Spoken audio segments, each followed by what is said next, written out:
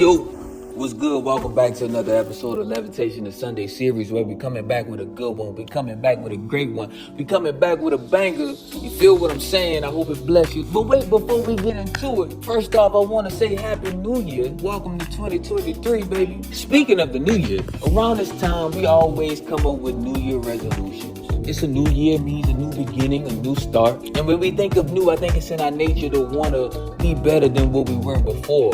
So when the new year comes around, we want to be better. We want to grow. We want to develop. But even though I believe that we're 100% authentic in wanting to change, wanting to be better, we still fail after some time. We resort back to the old behaviors. And the reason why this happens is because I realized that true behavior change occurs when there's an identity change.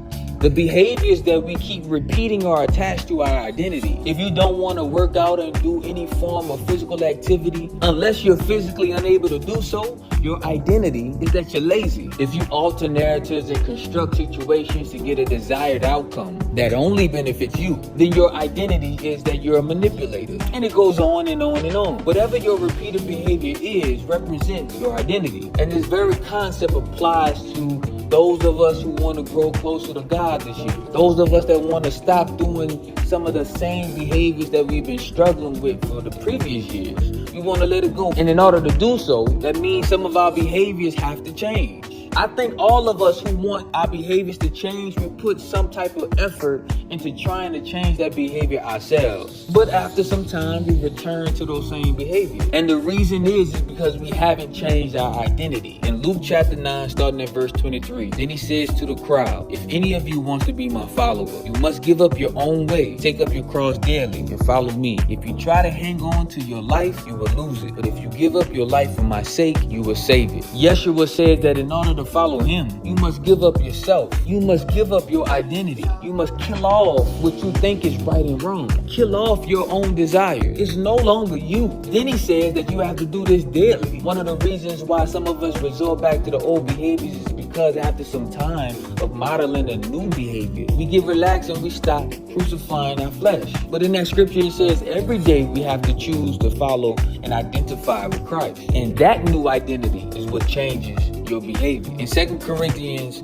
chapter 5, starting at verse 17, it says, this means that anyone who belongs to Christ has become a new person. The old life is gone. A new life has begun. Who you were don't matter anymore. What you did in the past don't matter anymore. How you used to think and how you used to do things don't matter anymore. Why? Because you're not walking as you anymore, but in your new identity. Walking in your new identity isn't all sweet though. Just because you have a new identity to associate yourself with, don't mean that you lost the memory of who you used to be. So some things that you used to do, you have to make the decision not to do anymore because it don't align with your new identity. Some places that you used to go, because it doesn't align with your identity, you can't go anymore. Some friends and some relationships that you used to entertain, you can't entertain anymore because it doesn't align with your new identity. And as long as you entertain elements of who you used to be, you will resort back to adopting that same identity, which will result in the same behaviors coming up again. And that's our downfall. We want to be different,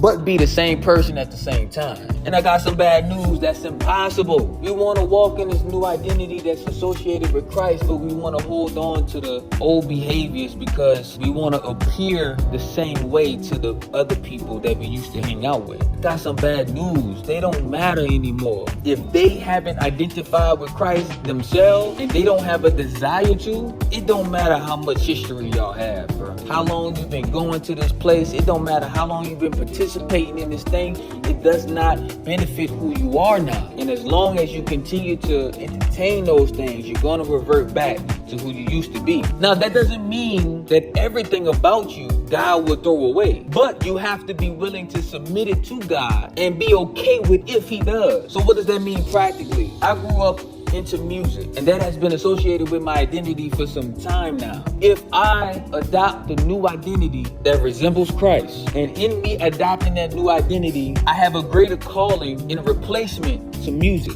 Even though music is something that I love and something that was a part of who I used to be, if God says don't play anymore for a greater purpose, but then it doesn't matter that a musician is who I used to be. My new identity is that I'm called to another purpose. But that's the type of willingness that has to be attached to your belief in Yeshua. That's why Paul says in Galatians chapter 2, verse 20, he says, my old self has been crucified with Christ. It is no longer I who live, but Christ lives in me. So I live in this earthly body by trusting in the Son of God who loved me and gave himself for me. It's no longer me. It's no longer about what I want. It's no longer about my reputation. It's no longer about who I am. But my life, my identity is about representing Christ even if it costs me everything. The reason why some of those behaviors haven't changed, even though you genuinely want them to change and you genuinely put effort to try and get them to change, the reason why they haven't changed is because you haven't fully accepted your new identity. And this next year, for some of us, we're taking that step into a new identity. And it's uncomfortable. You don't know who you are as a fully committed follower of Christ. It's scary, it's uncertain, but adopting this new identity, fully walking in it, it's going to be the catalyst to the change that we've been wanting. So I want to pray real quick. Dear Lord God, as we come into this new year 2023, I pray that we accept our new identity. I pray that we get to know all of what comes with this new identity. And I pray that we have the strength enough to denounce all of the parts of who we used to be. I pray that we are willing to surrender who we are, surrender our desires, surrender our dreams, surrender our plans, and allow you to make executive decisions on what stays and what goes. Lord, give us the strength to be able to accept what you decide. I pray that you close every door that is detrimental to our progression in you. And I pray that you open up doors that are beneficial to our progression in you. Put it into any relationship, put it into any job, put it into anything that is getting in the way of our full and total commitment. I pray these things in Jesus' name. Amen. I'm praying for you this year. I'm rooting for you this year.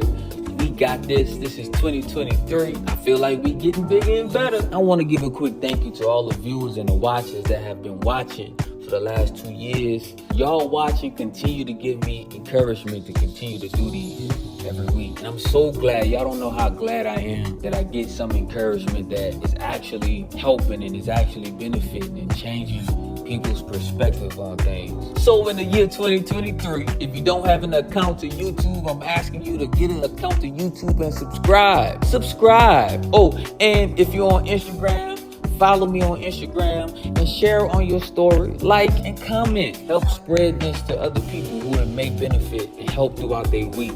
I appreciate you and I thank you. Until next time, I'm out.